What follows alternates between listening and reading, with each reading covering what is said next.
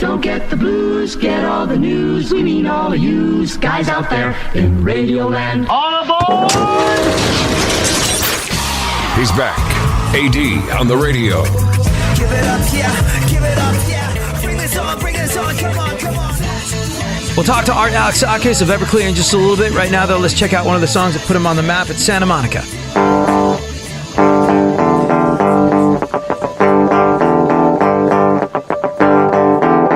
I am still living, yeah, watch the world die. Hello. Hey, is this Art? Yeah, watch the world. Hey, man, it's AD. How are you?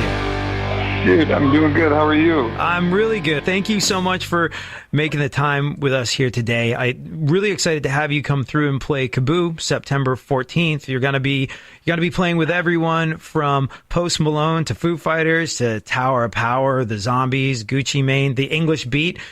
Out of those bands, is there anyone that you're looking forward to seeing, do you suppose? Well, the English Beat, for sure. I had a private bet with myself that it would be the English Beat. Go on, tell me about you and the English Beat. Well, man, I grew up back in the day, and I remember getting their first record, the Special's first record.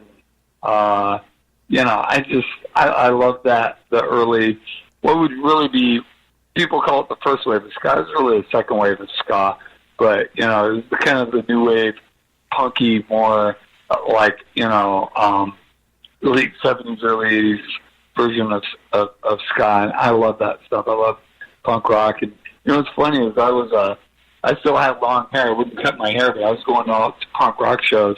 I didn't really listen to like old school hard rock much at the time, but I refused to cut my hair because it seemed not very punk to have to conform to a certain hairstyle.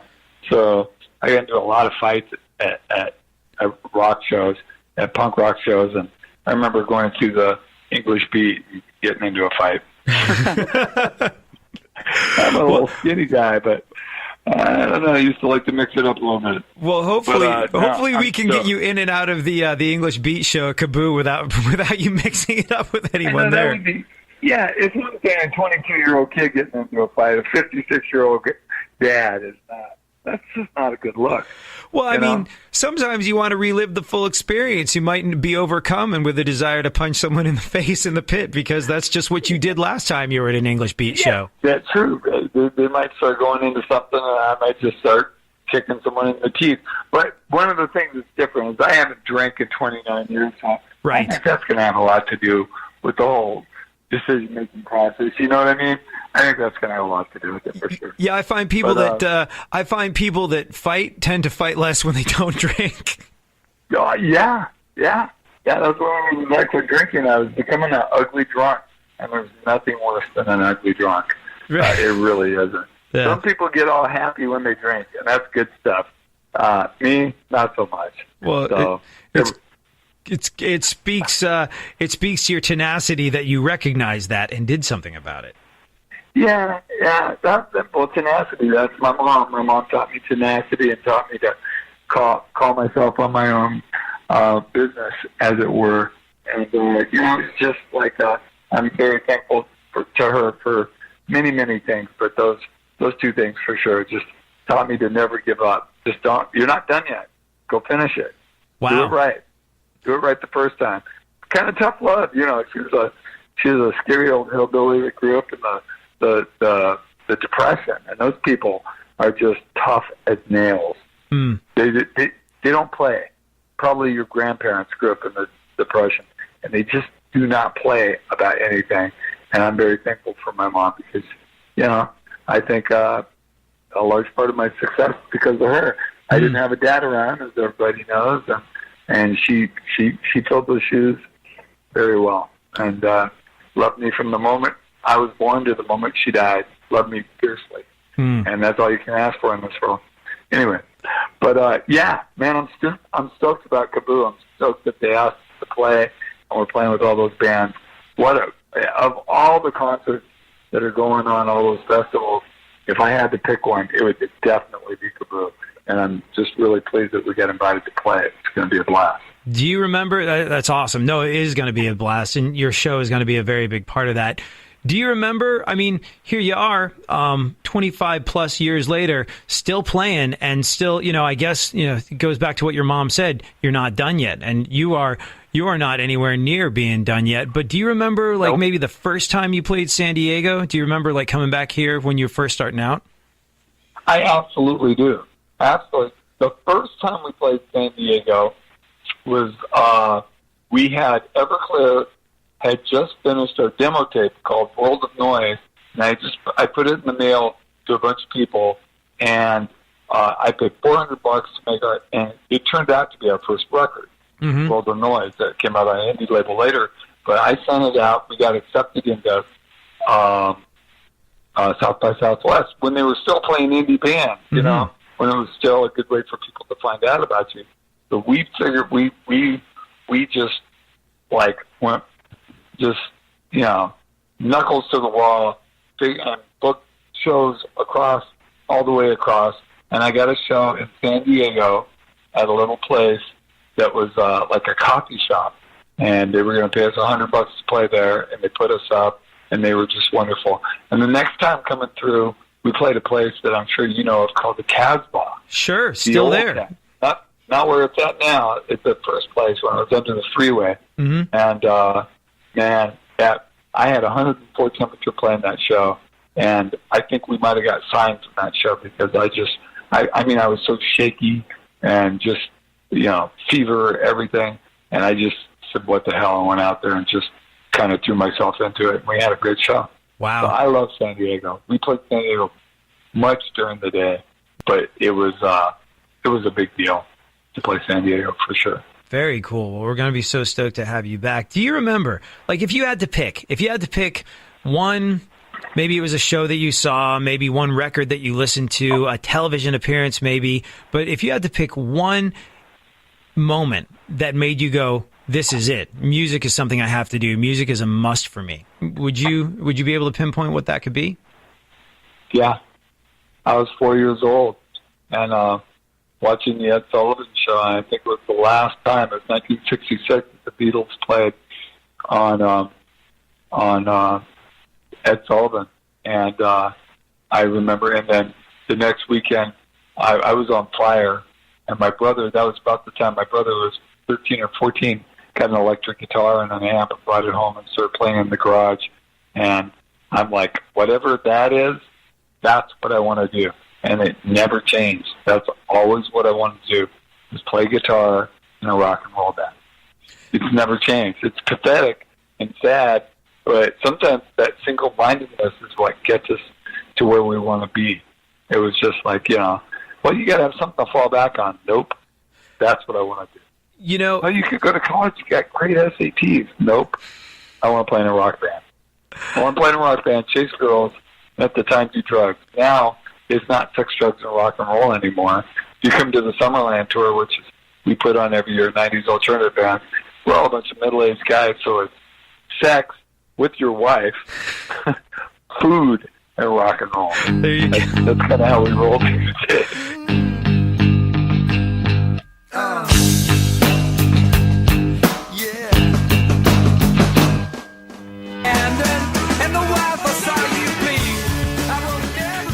It's interesting that you started this chat talking about your mom, only because something you said sort of reminded me a little bit of Dave Grohl's mom. Actually wrote a book about what it was like to be the parent of a rock star. And in doing so, she talked to a bunch of different rock star moms.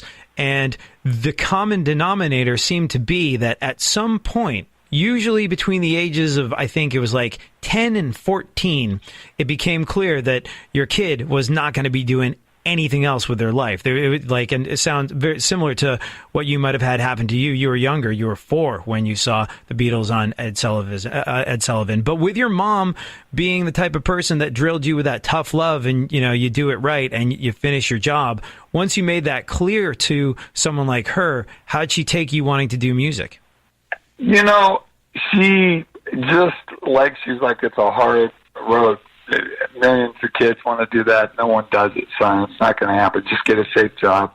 But, she would say things like that, and then she would spend her last $50 and buy me a guitar for $40 and an amp for 10 out of a pawn shop.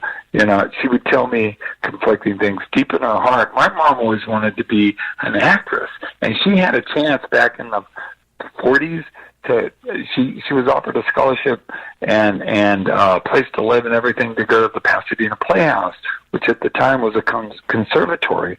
And it's funny that I ended up living in Pasadena because we never did when I was a kid, but I live here now. And my mom, her dad wouldn't let her go. And I think she always had this dream of doing something creative and expressing herself, but she never got a chance to. She started having kids and had to work, and, you know, she always had her nose to the grindstone. But I think deep down inside, while trying to impart those basic working class values, she loved the fact that I dreamed big.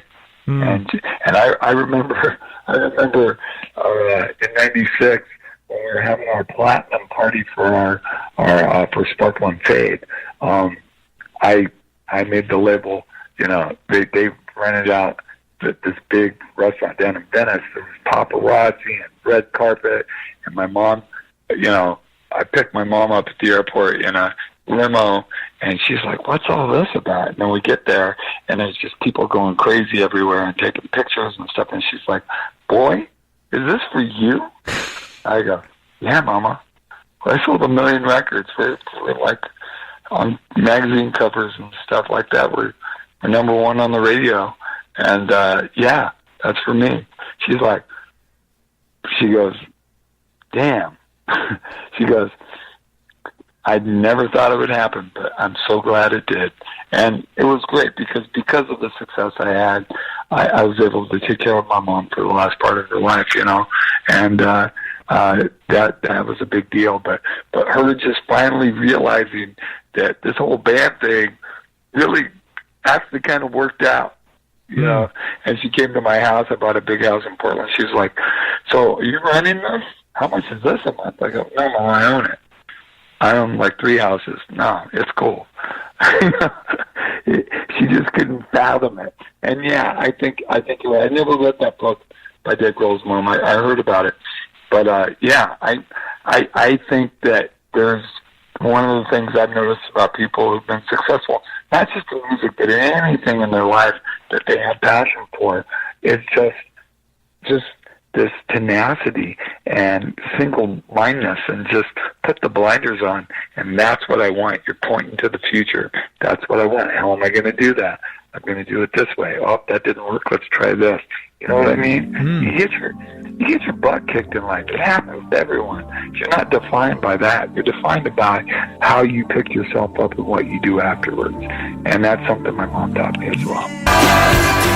Who knew we were going to talk about my mom so much? Huh? Well, you know, I mean, obviously she's really important to you, and you know, these are excellent life lessons. And you know what? Honestly, I get a chance to talk to a guy like you who has accomplished so much and who has continued to accomplish so much over the years. And I want to know how that happened. And if it had to do with your mom, I mean, look, if there's something that's going to create accountability for you, your mom spending her last $50 on a guitar and an amp so you can go make music, that'll do it. Yeah, absolutely. You know, she was always supportive in that way. You know, she was never really warm and fuzzy, but she told me she loved me every day of my life that I saw her. Every day. Wow. Not one time. I could be 40 years old, and she'd be, you know, sitting in my guest room. She would come in and tell me that she loved me and good night. Every night.